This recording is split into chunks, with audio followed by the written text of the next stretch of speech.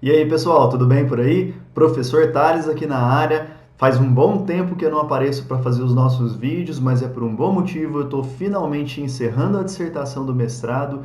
Se tudo correr bem, muito em breve eu encerro isso e a gente vai poder voltar 100% nos nossos vídeos aqui no canal e na produção também lá no meu Instagram. Se você não me segue lá, já pode começar me seguindo também.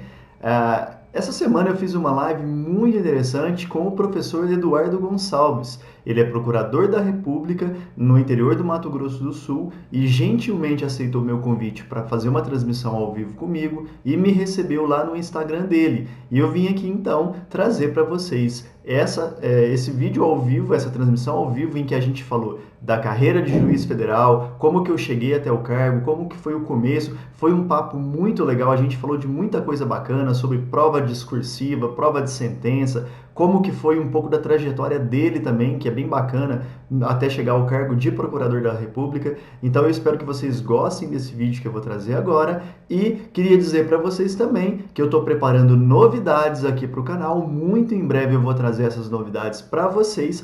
Eu quero agradecer muito os nossos 5.000 inscritos e inscritas que a gente bateu aqui no canal. Estou muito feliz mesmo e nas próximas semanas vocês vão ver. Vai chegar novidade por aí. Por hora, fica com essa live aí e nas próximas semanas eu vou fazer algumas outras lives só para não deixar sem fazer nada, tá? Mas em breve a gente volta com tudo. Combinado? Até mais, pessoal. Muito obrigado mesmo.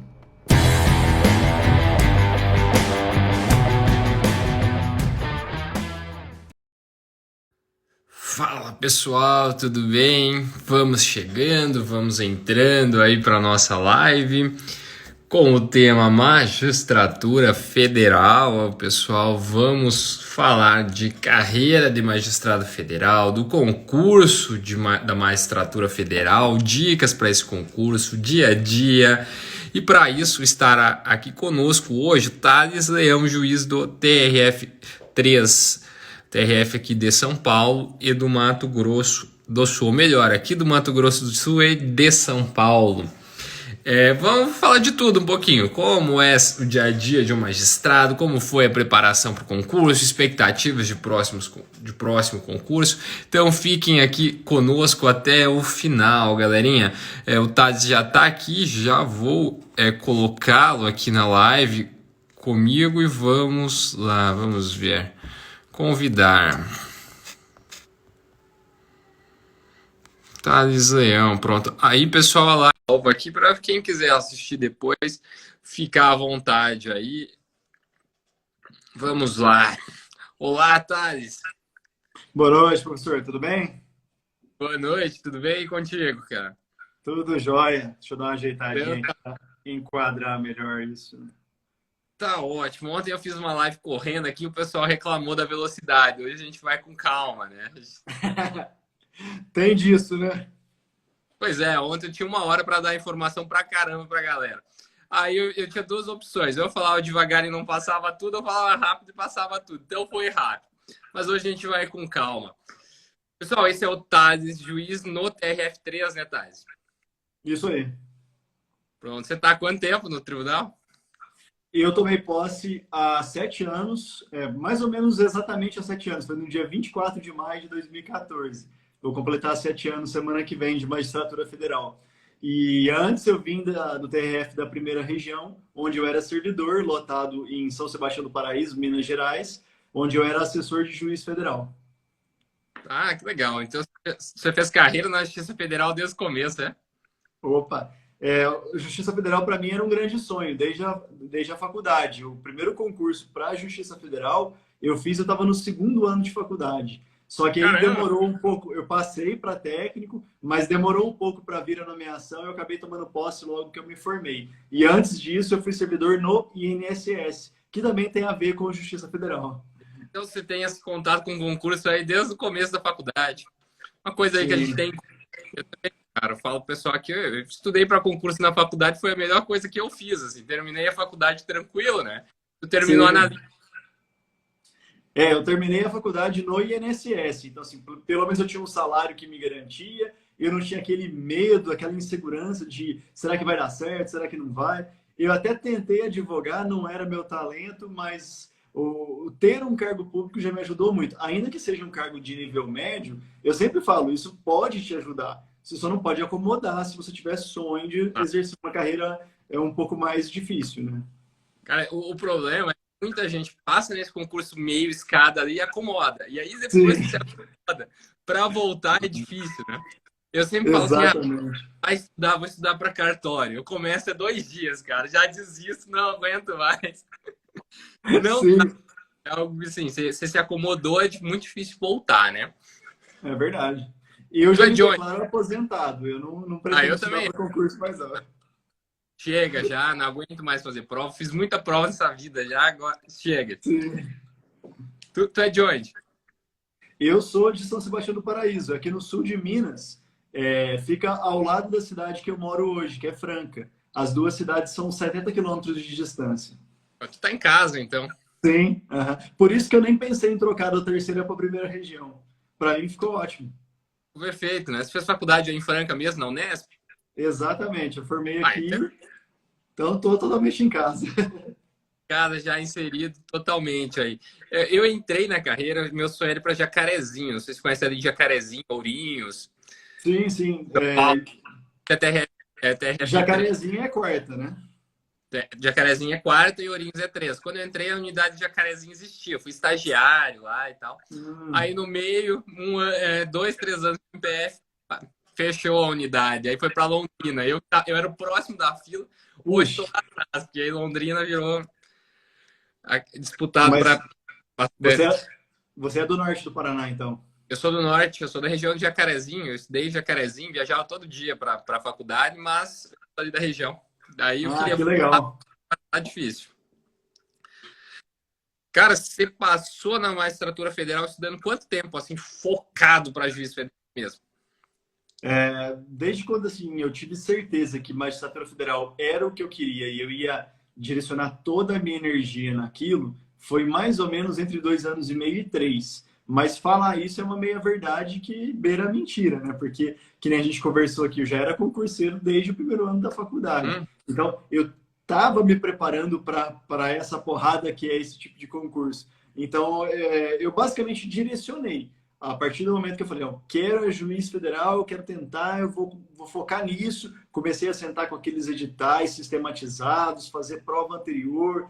E isso foi um pouquinho depois que eu me formei. E eu tomei posse mais ou menos aí uns 3 anos e meio, quase 4, eu acho, depois que eu me formei. Então, acredito eu que deve ter beirado os 3 anos, mas não é uma verdade. Eu estudei muito antes disso, eu fiz muito concurso, tenho uma experiência de muitas derrotas em concurso, eu reprovei muita coisa.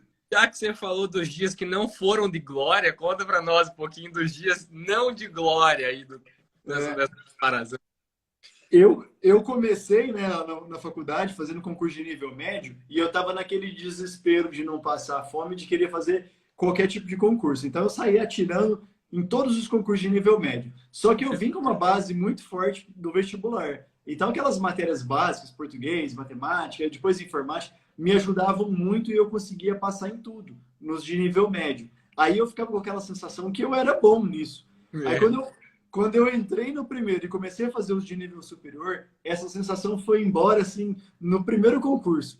Aí eu comecei, acho que quarto ano da faculdade, eu fiz concurso da AGU, eu fiz concurso de procurador do Banco Central, eu fiz alguns concursos, assim, bem grandes mesmo, mas eu levei, assim, uma surra, que a hora que eu pegava o gabarito, eu falava, não é possível, parece que eu não sei, parece que eu não estou formando em direito, eu estou fazendo outra faculdade. Aí aquela sucessão de notas ruins, provas ruins, e aí eu reprovei para advogado da União, reprovei para procurador da Fazenda Nacional, procurador do Banco Central, procurador de município aqui na região. Eu reprovei assim por uma sequência muito grande no meu quarto, quinto e no meu sexto ano aí, entre aspas, de faculdade. E aí eu tomei um certo susto. Algumas reprovações que eu não esperava, que eu fiquei por muito pouco, que nem na Defensoria Federal, fiquei por meio ponto. Aquilo me marcou. E aí eu dei aquela desanimada de estudar. Sabe quando você fala, eu já estou num concurso que está me bancando, todo mundo vivendo a vida. Casa.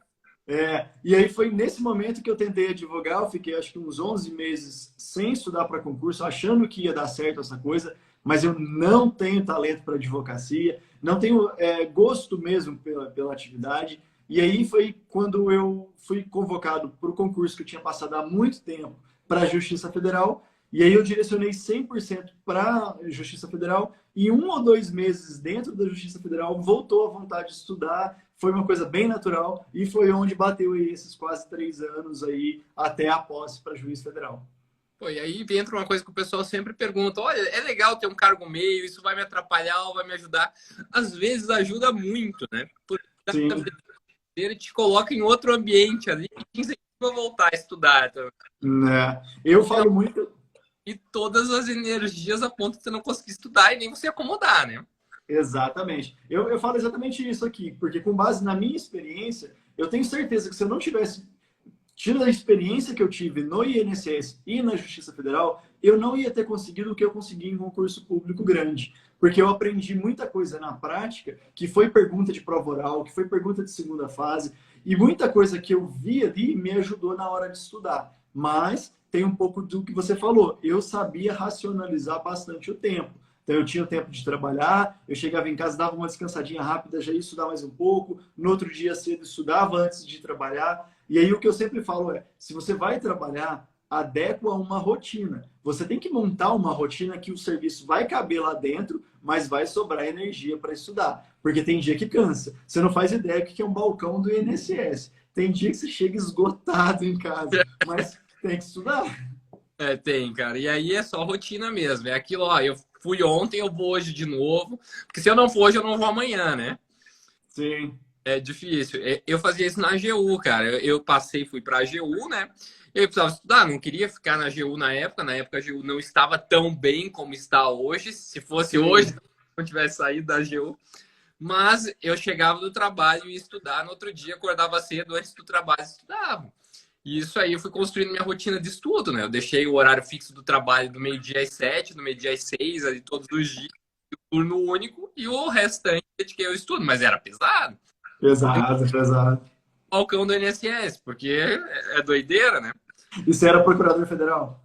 Eu era advogado. Eu Ah, era um pouco menos pesado. um pouco menos pesado, um pouco menos pesado.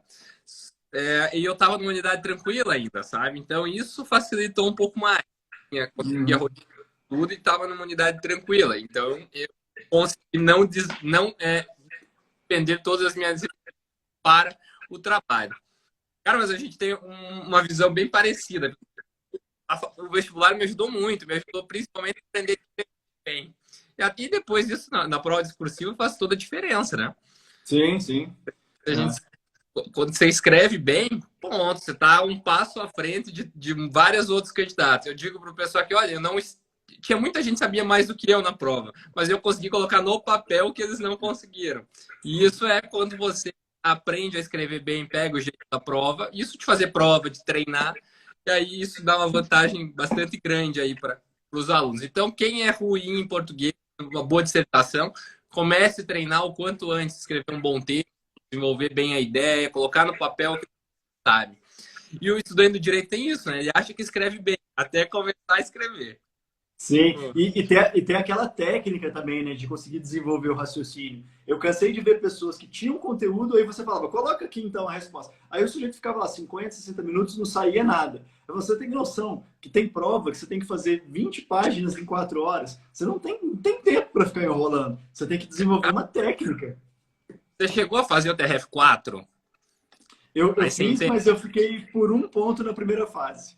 Eu não fiz a Cara, eu segunda lá. ciências do TRF4. E era aquilo, eu não estudava para magistratura, estudei para o MP. E a segunda fase da magistratura da quarta foi numa sexta, sábado e no domingo. E o MP foi na segunda, terça, quarta, quinta e sexta, na mesma semana. Então não deu para estudar Cansa para as muito. duas. Eu falei, vou estudar para o MP. Fui fazer a prova da magistratura sem nunca ter feito sentença direito, sem conhecer a prova, nada. Você pega a prova da quarta região de sentença, cara, eu comecei a ler o texto, a hora que eu terminei de ler o relatório, eu não lembrava mais nada, era gigante aquilo, não tinha prática nenhuma de sentença. Eu quase peguei a prova, devolvi, e falei, não, isso aqui não é para mim, não tenho a menor condição de fazer. Eu não conhecia a prova, não conhecia a dificuldade que seria, não tinha técnica de sentença, nada. Então é isso, é treino, conhecimento de prova, Sim. E o dia a dia aí do concurseiro não é fácil, não é só treinar para objetiva, tem que treinar para as demais fases também. Com certeza. E só para você ter uma base disso que você está falando, tanto que eu concordo, eu era assessor de juiz federal, eu fazia sentença, eu tinha quase 3 anos fazendo sentença, e o mesmo período que eu não era assessor, eu trabalhava em assuntos que tinham a ver com sentença, dentro do INSS, que eu atuava na procuradoria, ajudando a procuradoria no INSS. Então, eu estava mais do que habituado com sentença federal. Quando eu cheguei nas minhas primeiras provas de sentença, eu simplesmente não conseguia me organizar para responder aquilo. Porque é muito réu, é muito crime, é muita bagunça, se pode ou não pode, se está revogado. Aí chega um ponto que você olha e fala, não, eu não sei nem por onde começar isso aqui. Então tem que ter uma técnica, uma capacidade de organização daquela confusão que eles montam ali, que parece uma armadilha para você. Tem que sair dessas armadilhas e, a partir daí, montar um esqueleto de sentença, seguir firme nesse esqueleto e torcer para você ter montado um esqueleto bom, porque não dá tempo de mudar, não dá tempo de fazer rascunho, é de uma vez mesmo. Cara, na nossa prova do MPF, a gente teve um colega que fez rascunho, ele não terminou a prova. Não Só tem isso. como. Não dá Não tem tempo. como. Fazer rascunho de tudo, querer fazer bonitinho ali desde o E, começo, terminar. e a mão, como é que aguenta? É, Eu sem rascunho, a minha mão terminava tremendo. não, e às vezes, cara, eu conheço colegas que passaram sem conseguir concluir a dosimetria da pena, porque não deu tempo de terminar, mas fez bem a outra parte, É, passando. na quarta região, esse é um clássico, né? É, Quem consegue terminar a dosimetria é porque fez alguma coisa errada na fundamentação. não Porque dá, parece que é de propósito. não dá tempo. Então é isso, pessoal. Conheçam a prova, conheçam bem a prova. A magistratura tem duas provas de sentenças dificílimas. São as duas. Para mim, eu acho que é a fase mais que exige mais conhecimento teórico do aluno. E são as fases que acabam sendo um pouquinho mais difícil, porque tem que ter um pouquinho de sorte também, né? Sim, sim. E uma coisa que eu sempre falo, eu estou começando a ensinar técnicas de sentença. Uma coisa que eu sempre falo, você dominar a técnica, você dominar essa capacidade de organização, essa capacidade acessória que qualquer um pode ter, você vai chegar mais perto. O resto você já está fazendo. Você está estudando penal, está estudando processo penal, está estudando civil, processo civil. O conteúdo você está estudando. O que está faltando às vezes é justamente uma técnica, uma organização de prova. E você treinar isso não exige muito. Você vai treinar ali algumas horas e depois toda semana, periodicamente, fazer esse treinamento. E esse treinamento é legal porque ele te ajuda no conteúdo. Você vai fixando o conteúdo enquanto você vai treinando sentença. Então é uma coisa que anda junto. E esse é o grande desafio de um concurso da magistratura. O sujeito conseguir fazer sentença nesse nível de pressão, nesse nível de dificuldade, nesse ambiente que eles colocam para a gente, eles têm certeza que esse é o juiz que eles querem, porque depois, numa audiência, a hora que encerra a audiência, ele tem que fazer sentença, o juiz abre o computador, sai digitando, e a única coisa que você pensa é fazer a sentença aqui agora é fácil. O duro foi Sim. lá, com papel e caneta à mão, e o tempo correndo contra mim. Deu, né? Sim, é muito difícil. Então, assim, é um momento difícil, mas é um momento que dá para treinar. E quem está bem qualificado nesse momento, quem está bem treinado nesse momento, tem vantagem, sai na frente. Eu era assessor de juiz federal, achava que a atividade na assessoria me daria alguma vantagem quando eu chegasse pela primeira vez na prova de sentença.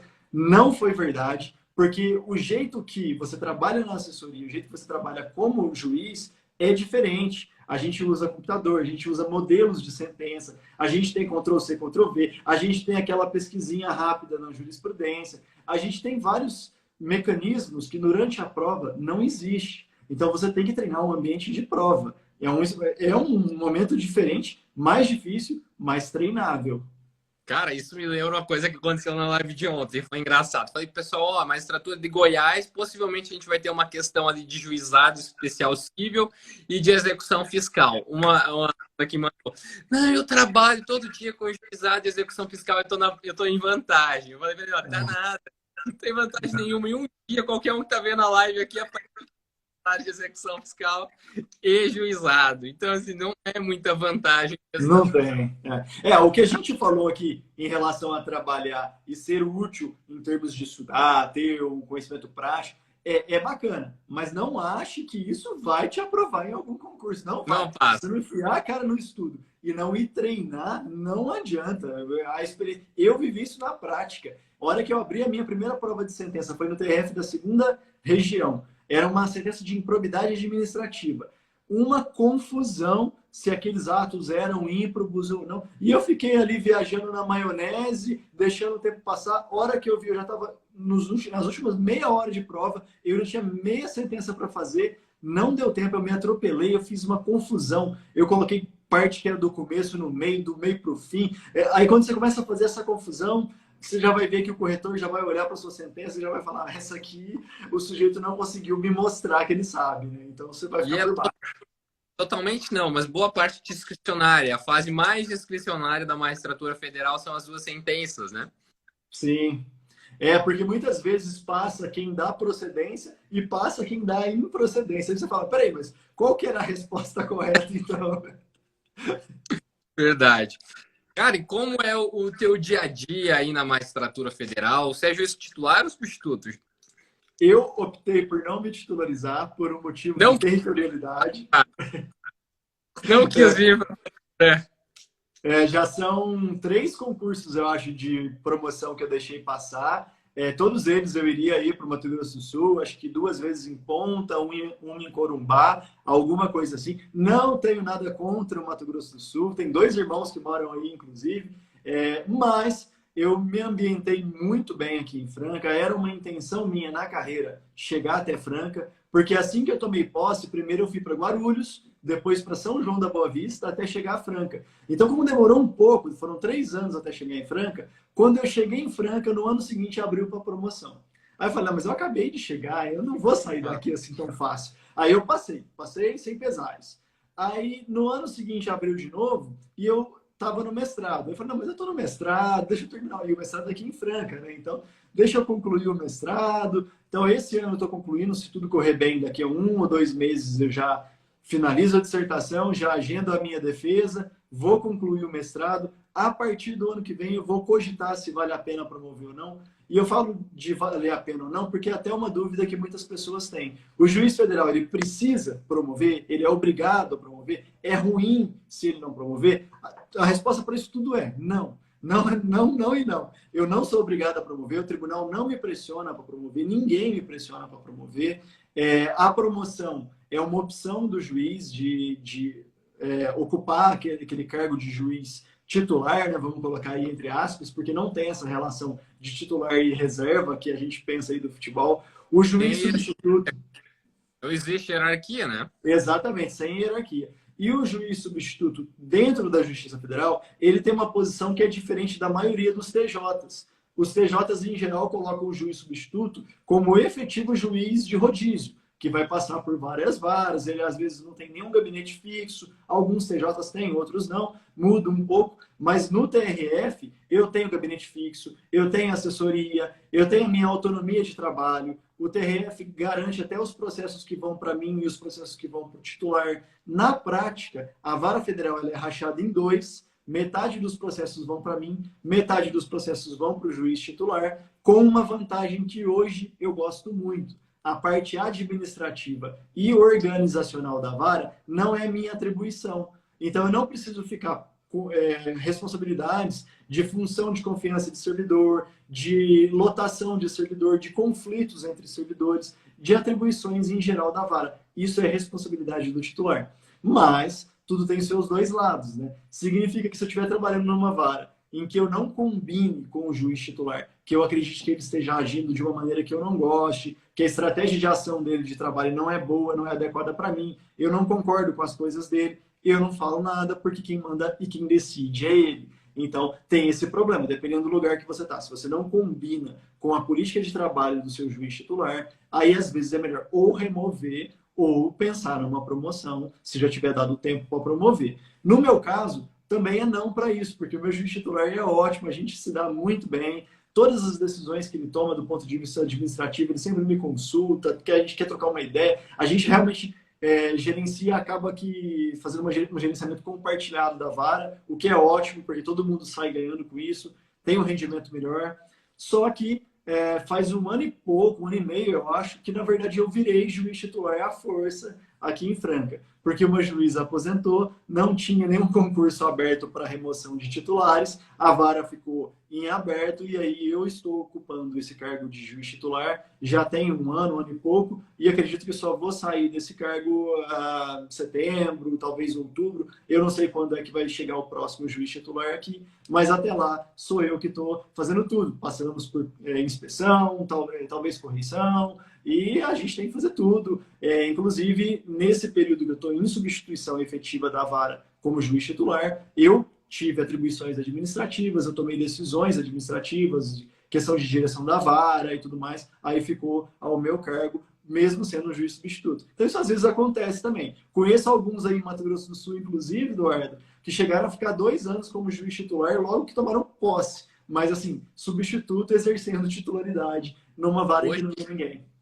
Na segunda vara aqui de Dourados, o titular está no Supremo, na assessoria da ministra Rosa, e o substituto, sempre os substitutos que vêm para cá, que tendem a sair rapidamente, acabam ficando na titularidade plena da vara, né? No pleno ali é o Marcelo, né? O Cavalo. Não, é o doutor Fábio, que está na segunda vara agora. Não, mas o titular quem que é?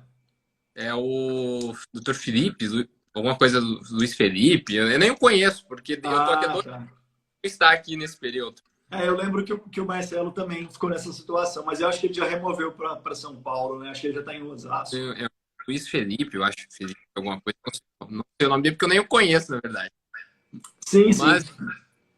Isso, o pessoal está perguntando se é juiz instrutor convocado. Geralmente sim. O pessoal vai para lá como juiz instrutor, né? Para o Supremo, STJ. Exato. Uhum. Agora, tem uma outra diferença também que é importante para o pessoal que mira na carreira aí, é que a opção por se permanecer substituto, ela também tem consequências do ponto de vista da carreira. É óbvio que o fato de eu não ter me promovido, eu fui ultrapassado em antiguidade por alguns colegas. Tem alguns colegas que são juízes titulares que eram menos antigos do que eu, ou seja, porque passaram pior classificados no concurso, que hoje já são titulares e eu não. E quando eu me promovi a titular, eu estou atrás dele. Ele me ultrapassou na carreira. Então, quem tem pretensões, aí tem que tomar esse cuidado. Eu, como não tenho pretensão, eu gosto muito da magistratura de primeiro grau, eu não tenho nenhuma pretensão de segundo grau, nem como desembargador e nem como juiz convocado, então, para mim, isso tanto faz. E agora, quem pensa nisso, aí já tem que promover imediatamente. De preferência,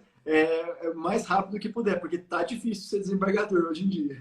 Não perde a oportunidade, né? Abriu a promoção, que era o primeiro que se inscreve.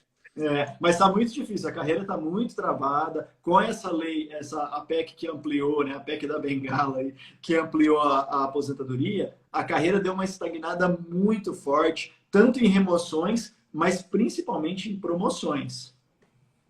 Pessoal, é interessante o que o Thales está falando, porque, vejam, ele começou como substituto, e substituto, via de regra, começa uma cidade melhor, né, Thales?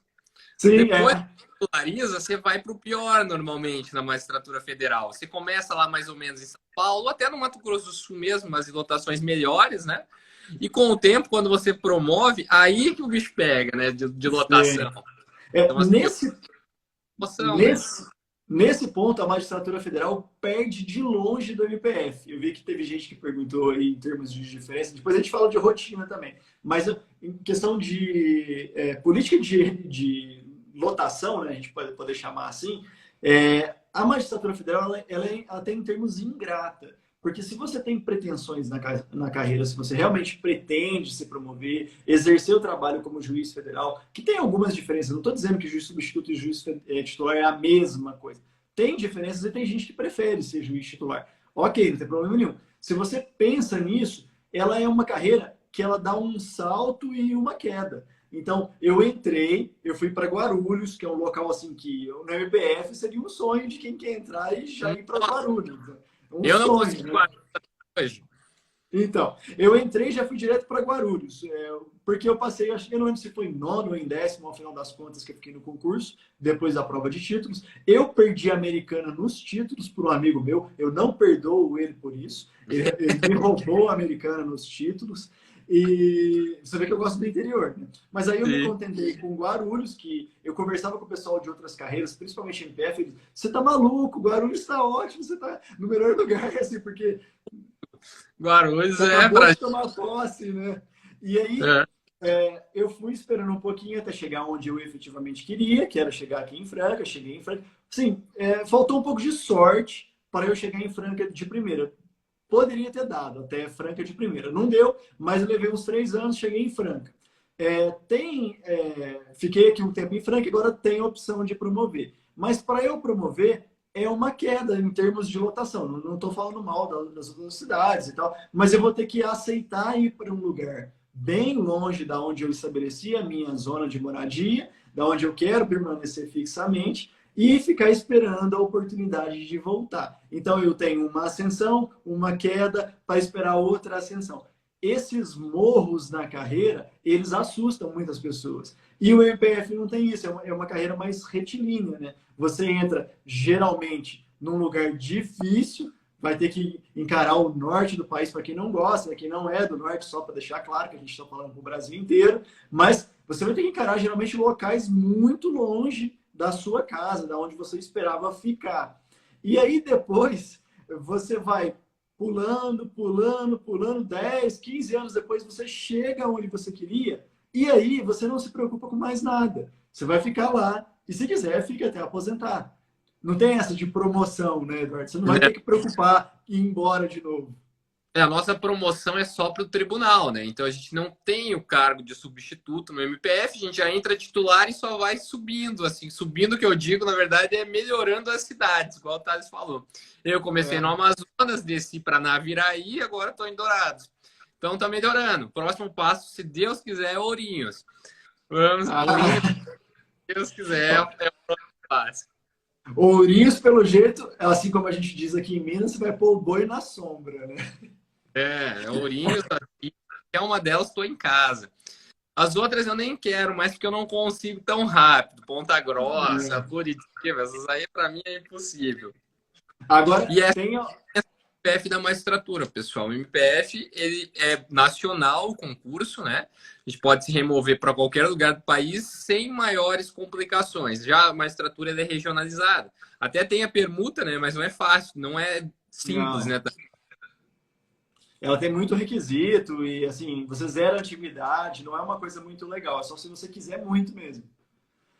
Agora, Entendi. uma coisa assim, que eu costumo brincar em termos de cidade, lotação, essa briga por lotação, é que quem está procurando os locais mais desejados, como por exemplo capitais, capitais do Nordeste, capitais do Sul, esses realmente vão sofrer muitas vezes 20 anos de carreira, tanto MPF quanto magistratura federal, ainda é pouco para chegar até lá. E aí na magistratura federal, a maioria desses optam por ficar substitutos até a aposentadoria. Como, por exemplo, o pessoal aqui de Ribeirão Preto. Eles vão aposentar substitutos, porque se sair, não volta como titular. Então, é uma situação bem delicada. Agora, eu que procuro locais não, local, eu gosto muito de Franca mesmo. Um pouco menos desejado. Franca é uma cidade de passagem dentro da magistratura federal.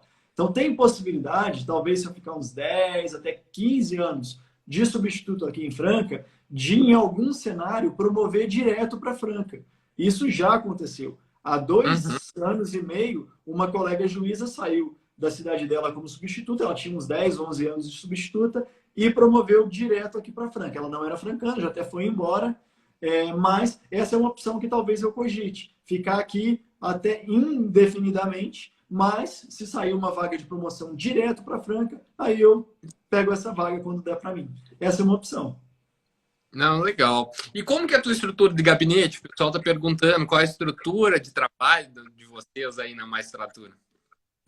Essa estrutura de dinâmica de servidores, cada tribunal federal organiza de uma maneira. Eu trabalhei em dois, então posso dar exemplo de dois. Né? Aqui na terceira região, a maioria das varas, tem algumas exceções, mas a maioria das varas é organizada para ter 3 assessores, sendo eles um chefe de gabinete, que o juiz titular escolhe, ele vai ter uma função de confiança de nível 5, que é que paga melhor e exige mais responsabilidade. E 2 assistentes. Aí um assistente fica por conta do titular e o outro assistente, o substituto escolhe, que é o que vai apoiar esse assistente. Essa é a dinâmica oficial. Mas a maioria dos juízes gosta de trabalhar de uma maneira um pouco mais flexível isso. E aí acaba pegando, às vezes, uma função que era para ser da secretaria e coloca no gabinete, porque, afinal de contas, o juiz ele é mais cobrado pelo produto sentença do que pelo produto despacho, tramitação de processos. Então, a gente tem que focar mais em dar a resposta na sentença e a assessoria ajuda muito mais nisso. Aqui mesmo, na terceira região, aqui em Franca, a maior parte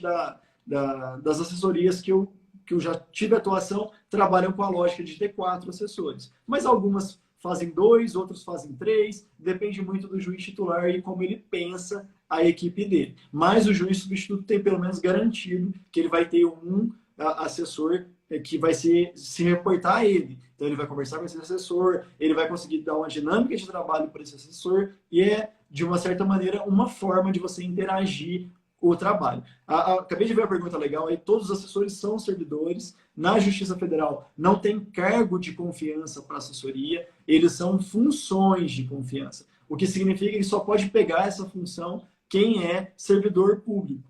Então, a magistratura estadual, por exemplo, o TJ de Minas, ele aceita você contratar um assessor de fora. Você pode contratar um advogado, alguém de outra carreira, para ser seu assessor, porque lá é um cargo em comissão. Ele vai ficar lá enquanto você estiver mantendo esse cargo em comissão. Na federal, não. Ele tem que ser servidor, porque cargo em comissão é só o diretor de secretaria. E na primeira região, falei que ia dizer a diferença também, lá a estrutura oficial, e é claro que tem variações também, mas a estrutura oficial da primeira região é um gabinete com 4 assessores. E eles colocam um oficial de gabinete e um assistente para cada juiz. Então, o titular tem o seu oficial e o seu assistente, e o substituto tem o seu titular, o seu oficial e o seu assistente. O que é interessante dessa dinâmica da primeira região, que eu acho legal, é que como divide por igual os processos, os juízes conseguem concentrar por igual a carga de retorno desse trabalho. Ele vai sentar com a equipe dele, ele vai fazer reunião com a equipe dele, e cada um vai montar a sua estratégia. Para o assessor, eu que fui assessor na primeira região, eu posso garantir que é mais fácil, porque você conversa lá com o juiz. Eu era assessor de juiz substituto. Então, eu conversava com o juiz substituto e aí eu ia ter uma dinâmica de compreensão, qual era o entendimento dele em determinadas matérias, o que ele gostava de sentenciar mais rápido, o que ele não importava de esperar um pouco mais. Toda essa dinâmica de trabalho, eu me reportava a ele.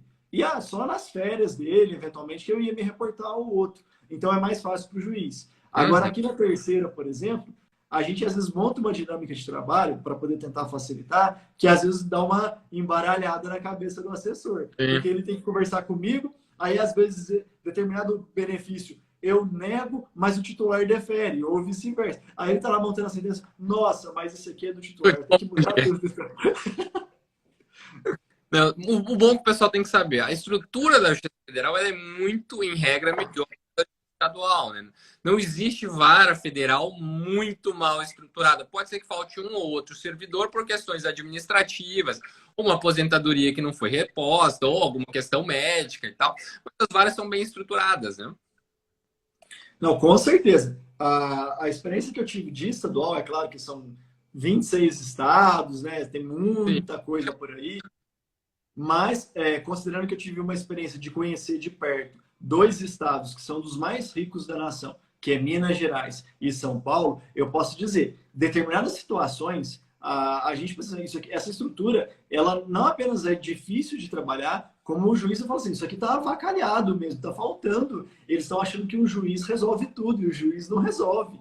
A gente precisa muito de equipe, a gente precisa muito de estrutura de trabalho, a gente depende muito disso. Porque se for você parar para pensar, um juiz sozinho, ele vai fazer o quê? 1 ou 2 sentenças por dia em processo fácil. Porque processo difícil nem isso. Então, se depender de fazer tudo, 100% dos processos, eu pegar, ler do começo ao fim e pôr uma sentença nele, a produtividade vai ser muito ruim. Isso é óbvio, isso é evidente. Então, qual que é o mecanismo que a Justiça Federal trabalha? Dias de audiências, né? Pô, os dias que você tem audiência por conta disso, né? Vai o dia inteiro em audiência, o tanto que cansa. Então, a dinâmica da Justiça Federal, ela é pensar na racionalização do trabalho. E aí o juiz tem que entender isso, principalmente o juiz federal, que se ele quiser centralizar tudo para ele fazer, ele não vai estar prestando um bom serviço público. Então, a melhor forma de você trabalhar dentro do Judiciário Federal é você ter uma boa equipe de trabalho que você consiga sintonizar com ela e falar, ó, determinado caso, e dá para você fazer isso. Esse tipo de caso, eu sigo tal entendimento, tá aqui os meus modelos. E o sujeito consegue, a partir daquela conversa que você tem com ele, reproduzir isso. E muitas vezes eles fazem essas reproduções, Eduardo, com filtro. Às vezes eu tenho uma conversa ali com o assessor e falo, ah, lembra daquela discussão, por exemplo, tributária, se o PIS aplica ou não aplica? Aí eu falo, ah, cheguei a uma conclusão, aplica. Aí ele vai lá no... A gente sentencia um, né? Monta um primeiro, a sentença piloto. Ele vai lá no filtro do sistema, busca todos os processos que tinham essa pendência para resolver, vê o que efetivamente era só aquilo e vem sentença em massa. Aí, às vezes, na outra semana sai 100 sentenças. Mas justamente porque a gente conseguiu resolver um problema que estava travando ali e, a partir disso, não precisa o juiz fazer tudo. Aí o assessor faz as coisas acessórias. Ele vai olhar lá se tem preliminares, é o que a gente chama de esteira de produção, né? Ele vai ver as sutilezas, se é mais de um autor, se é só um, se tem outro tipo de réu, se tem um pedido de dano moral acumulado. Aí ele vai vendo as sutilezas. Mas ele já tem um parâmetro para seguir. E esse parâmetro é reproduzível, por que não? E aqueles processos que são novos, que não têm um parâmetro reproduzível, aí entra o juiz sentenciar para criar o parâmetro, ou muitas vezes, o que mais acontece comigo, é conversar com a equipe de assessoria. A gente sempre brinca que a gente tem um momento de entrevista. Geralmente chega na vara, o assessor já me pega de conversa, vamos explicar caso, ele já traz o problema, aí eu já penso, falo, isso aqui eu ainda não sei, deixa para amanhã. Aí eu deixo para amanhã, sempre tem aquele momento de diálogo ali, para a gente chegar em algumas conclusões e eles conseguirem reproduzir. E aí, às vezes, tem 4 juízes sentenciando. Por quê? Porque um deu o parâmetro e os outros 4 são os assessores, que são os braços e a mente do juiz nessa reprodução da sentença. Isso é ótimo e o serviço público ganha com isso. E acreditem em vocês, a gente acompanha sim. Na hora que volta a sentença, eu lembro certinho que eu conversei com o assessor e se aquilo está no caminho que eu tinha direcionado. Isso é absolutamente necessário diante do volume de processo que vocês têm, né? Não é possível você, como o Thales falou, parar, sentar, fazer todos pessoalmente, cada um desses processos. Então, a gente depende da assessoria e depende da fixação de teses, né? No gabinete é a mesma coisa. O pessoal aqui sabe como eu penso e já usa os modelos do jeito que eu orientei. Como tem que ser, porque senão o trabalho não anda, não flui. E aí você não dá a resposta que a sociedade espera, né? Você concentra ali sem imprensa, o gabinete fica tudo parado, sem baixa, né? E aqui um lado bom, os servidores da magistratura federal e do MPF são muito bons, porque os últimos concursos foram concursos com muitos inscritos e uma prova que nivelou muito bem os inscritos, né? Então, no MPF, pelo menos, os servidores são ótimos, eles têm bagagem muito boa, a gente confia no trabalho que é desenvolvido, passa mais trabalho de coordenação mesmo. Com certeza, Eduardo. Eu tenho servidor aqui em Franca que eu vejo ele como um juiz, praticamente. Ele, assim, ele é completo, ele tem entendimentos, ele tem compreensão da dinâmica da STF, da STJ, ele tem uma boa base de doutrina. Eu acho que a única coisa que faltou para ele passar no concurso da magistratura foi ele ter focado em determinado momento da vida dele e não ter se acomodado, que é aquilo que a gente estava falando. Ele, como assessor, ele tem um salário bom, ele tem uma vida boa, estabilizou, casou, teve filhos, acabou deixando de lado as pretensões de concurso. Mas toda vez que eu vejo ele preparando alguma coisa para mim, eu tenho absoluta confiança que é como se fosse um colega me ajudando a montar alguma coisa. Eu fico impressionado com a capacidade de conhecimento dele, em específico, é esse que eu sempre falo dele quando eu vou conversar com alguém. Claro que tem pessoas que têm mais dificuldade, alguns são limitados, alguns pedem para atuar apenas em algumas áreas, fala assim, eu quero só previdenciário, eu quero só civil, eu quero só penal, e isso faz parte. Mas tem alguns que são realmente muito capacitados e a gente tem que saber explorar o que há de melhor em cada um. Isso tudo é treinável, né? Todo mundo, eu falo pro pessoal, olha, você não sabe fazer, você não sabia. Agora você vai sentar aqui, você vai aprender. É hora. Aprender. É igual quando chega estagiário novo, cara. Chegou estagiário novo, eu pego ele ali, vai 2 dias na minha sala aprendendo a fazer denúncia. Ó, senta aqui que você vai aprender a fazer as denúncias agora. Pô, 2 dias tá treinado fazendo denúncia igual servidor. Então tudo dá para treinar aí. Uhum. Tu faz mestrado? Oi? Tu faz mestrado? Sim, eu tô, se tudo correr bem, concluindo em breve o mestrado em Direitos Humanos e Direito Penal aqui na Unesp de Franca. A pergunta comum, mestrado durante a preparação ou depois de aprovado? Depois de aprovado, com absoluta convicção. Com certeza. É impossível você fazer uma boa preparação para concurso e uma boa dissertação de mestrado ao mesmo tempo. Não dá. Eu que já passei pelos dois processos, eu posso garantir que se eu tivesse fazendo mestrado naquela ocasião em que eu estava estudando, pensando em concursos, eu teria desistido de um ou de outro. Não tem como você tocar as duas coisas.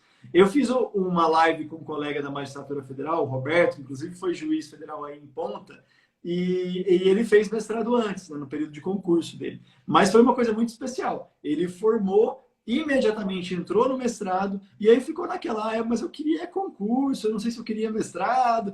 Aí ele tocou o mestrado naquela parte que é tocável, estudando para concursos, e aí a hora que entrou na parte que tem que focar mesmo no mestrado, ele deu uma pausa nos concursos, fechou o mestrado e aí voltou para os concursos. Então você tem que ter essa dinâmica.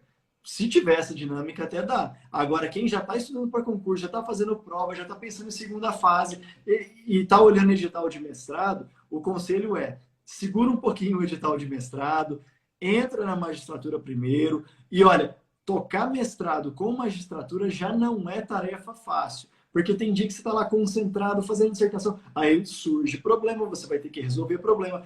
Ainda mais agora em momentos de pandemia, que a gente tem diálogo com servidores o dia inteiro, tem uns que mandam mensagem de manhã, tem uns que mandam à tarde, tem uns que mandam à noite, e aí você tem que checar e-mail. E aí, às vezes, é difícil de você conciliar tudo isso e manter a concentração e o seu foco.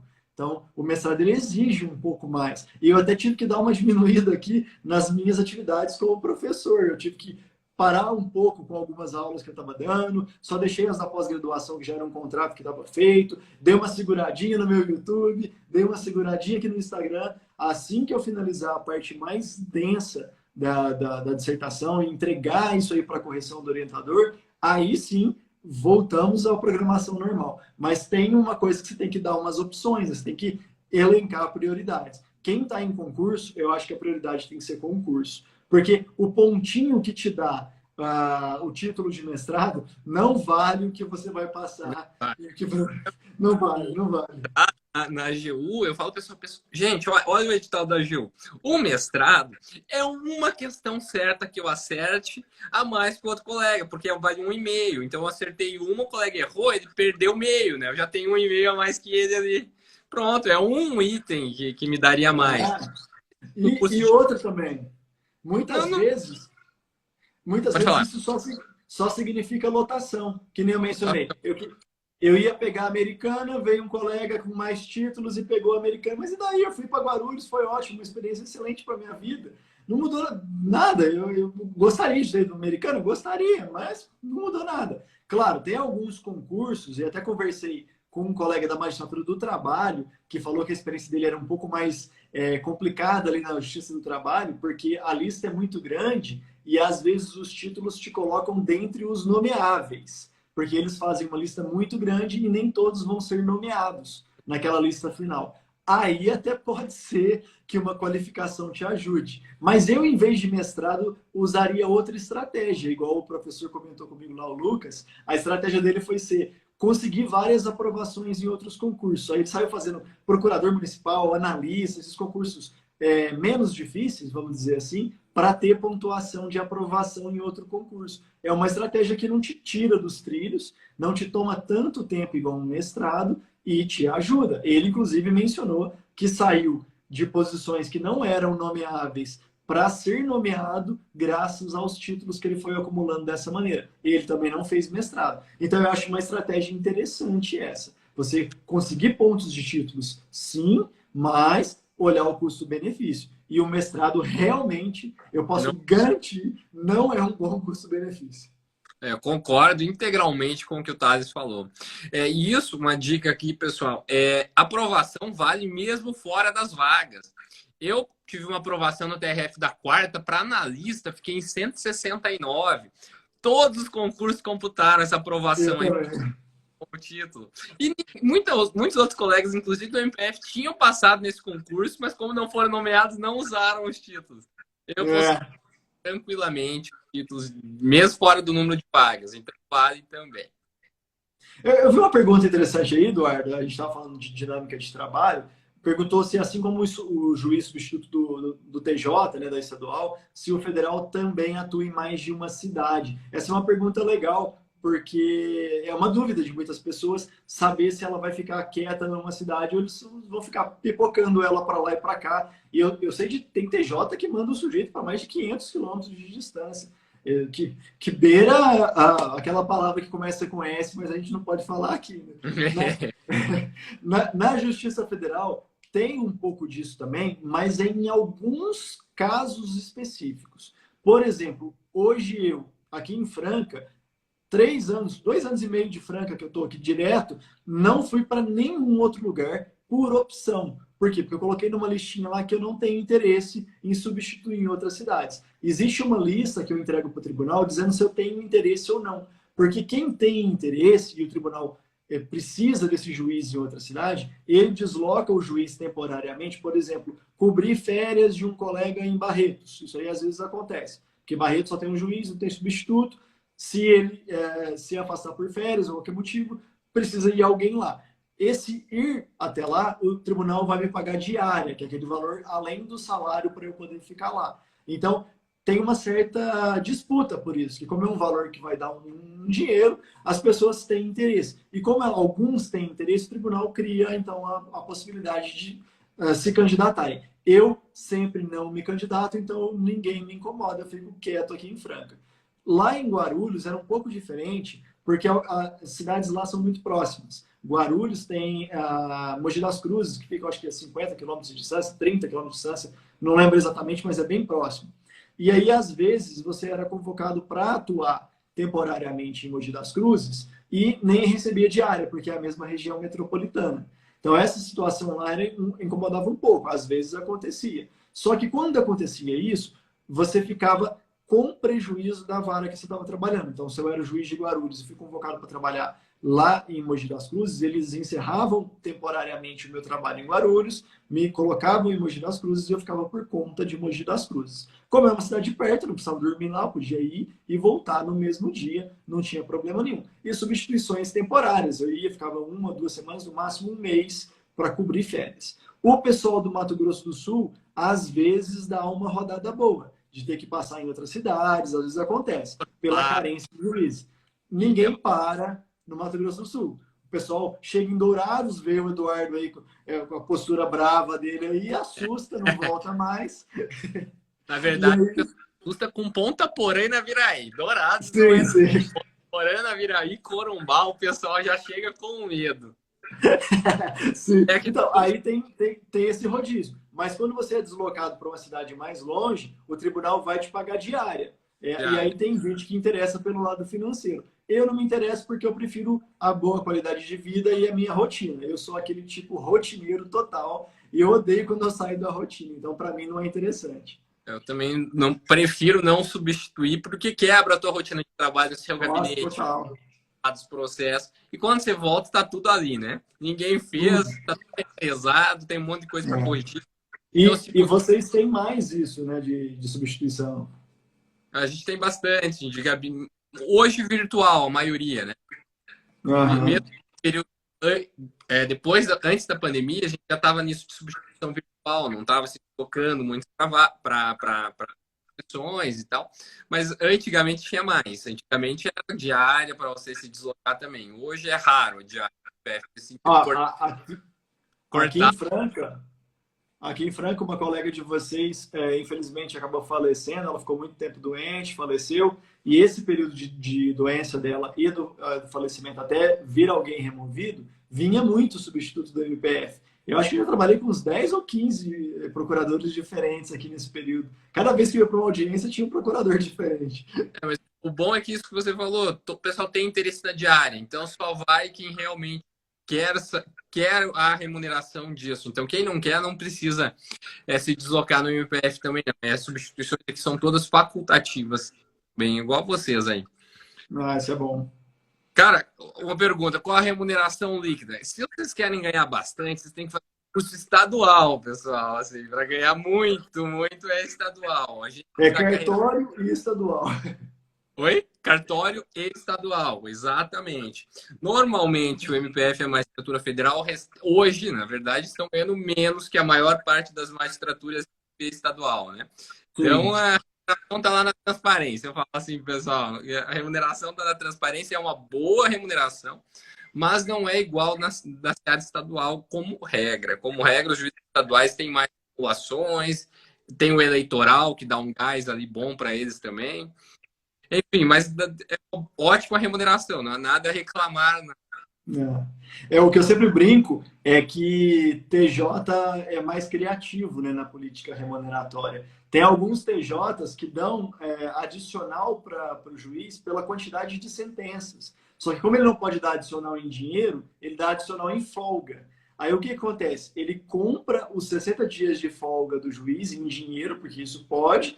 Aí o juiz vai ficar sem férias. Então, não fica sem férias. Porque aí ele pega as folgas líquidas que ele acumulou do pacote de sentenças prolatadas. Então, na prática, essa criatividade fez com que ele vendesse férias e trocasse férias por folga. E aí ele tem as férias do mesmo jeito, mas ganhou dinheiro que a gente não ganha. Então, se você olhar lá na transparência, às vezes o estadual está igual ao nosso. Só que ele tem alguma criatividade que faz ele ter um rendimento maior. E a Justiça Federal, a União paga exatamente o que está ali. Eles não me dão R$ 1 a mais, eles são mão de vaca mesmo, não tem conversa, não adianta pedir aquele chorinho pro chefe que não sai.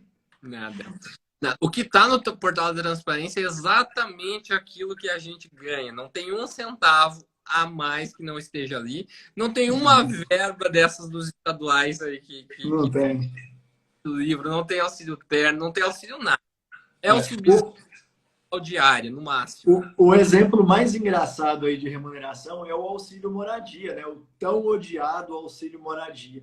A magistratura estadual, quase toda ela, pagava auxílio moradia há mais de 10 anos para os juízes. Algumas pagavam há mais de 20 anos. Com esse nome, auxílio moradia. Aí a AJUF conseguiu obrigar o CNJ a entender que se tem juiz recebendo auxílio moradia, todos os outros têm que receber. Eu acho que foi, inclusive, decisão do... não foi nem do CNJ, né? Foi do STF, né? A decisão liminar. Foi uma decisão liminar do STF. Falou, ó, beleza, a magistratura é uma carreira só, se uma recebe, todo mundo vai receber. E estendeu para quem? Para a magistratura federal. E aí a gente vai incluir a do trabalho também. Porque era a gente que não estava recebendo e um ou outro TJ. E foi a gente começar a receber 2 ou 3 anos depois, caiu para todo mundo. Eles criaram outras rubricas e a gente ficou com prejuízo. Realmente, depois daquela queda do auxílio moradia, a gente teve prejuízo líquido no salário de 1.500 a 2.000, dependendo da lotação do sujeito, porque tem umas diferencinhas conforme a lotação. Substituto titular ganha um pouquinho a mais, um pouquinho a menos, e tem uma gratificação que varia conforme a lotação. Então, foi uns 1.500 a 2.000 líquido de aumento para baixo que a gente teve. Porque veio uma lei de reajuste, todo mundo fala, vocês tiveram um aumento ali em 2015, 2017, eu acho. Eu falei, não, foi um aumento para baixo. Porque se não fosse aquele aumento, a gente ia perder 4.200 de um dia para o outro. Então, foi um aumento para baixo. E a remuneração está defasada, está muitos anos sem correção, né? Então, exato.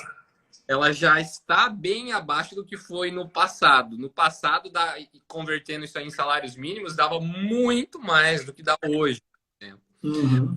Então, não liguem para isso. É uma ótima remuneração, ainda assim, carreiras ótimas. Né? Mas se quer ganhar bem, é nos estados. Bem, muito bem, eu estou dizendo, na verdade. Os estados vão pagar mais. Tipo TJ de São Paulo, MP de São Paulo, MP do MS. A remuneração é sensivelmente maior. A pergunta que o pessoal quer te fazer agora, Thales, onde está o F3? Essa é a pergunta. No final do ano passado, eu estava assim, não, gente, vai sair em breve, começo do ano. Olha, mas depois da polêmica que deu, essas provas que eles fizeram à força, igual essa da PRF recentemente mesmo, nesse ano de pandemia, que a pandemia se intensificou de uma tal maneira que não tem como. Porque é interessante isso, né? O ano passado, no meio do ano passado, morria quantas pessoas? Morriam 100, 200 por dia. Hoje, a gente está chegando a 3 mil, dependendo da semana. Então, é uma situação de caos, quase todos os hospitais lotados. E o Tribunal da Terceira Região, pelo que eu conheço dos desembargadores e principalmente pelo presidente da comissão, eu tenho certeza absoluta que eles não vão soltar concurso num ambiente de caos, num ambiente de risco, num ambiente em que vai colocar pessoas enfileiradas na porta de faculdade. Eles não vão fazer isso. E eu aposto por eles que eles não vão fazer isso. Não existe carência de pessoal, não existe carência de juiz que façam com que eles criem esse mecanismo. Isso eu tenho certeza. Então, a minha aposta é eles vão pensar em edital efetivo com data, porque o edital ele já vem com data, não adianta soltar edital e ver data depois.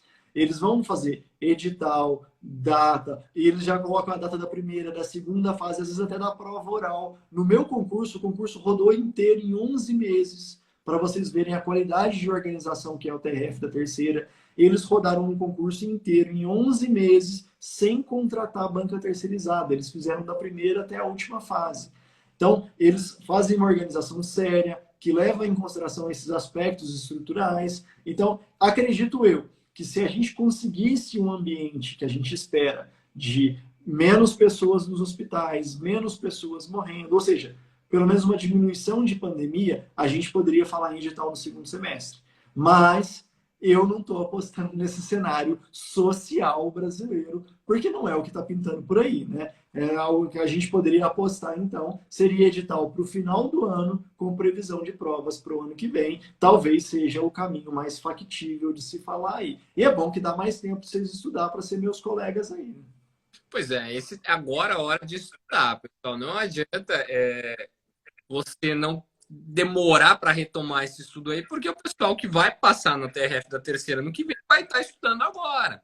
E fazer uma preparação prévia, uma boa reta final é essencial. Então, quem não voltou, os estudantes, tem gente que parou no começo da pandemia. Tem gente que parou no começo da pandemia e não voltou até agora. Volte urgentemente, porque os concursos voltaram a sair, estão represados muitas vezes. Magistratura Federal, a gente está sem nenhum edital, já tem quase 2 anos, né? A última prova acho que foi do TRF3, não foi? Acho que foi o TRF3. Então, tem concurso represado, as vagas. Quando elas saírem, elas vão sair meio juntas.